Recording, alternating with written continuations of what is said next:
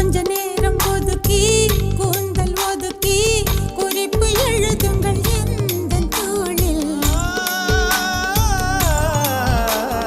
பிரி ஒன்றை எடுத்து தேனில் நனைத்து கையொப்பம் இடுவேன் உந்தன் மார்பில். உலகம் வாழ நிதி ஒதுக்கு என் உயிரும் வாழ மடி ஒதுக்கு. அரசன் வாழ விதி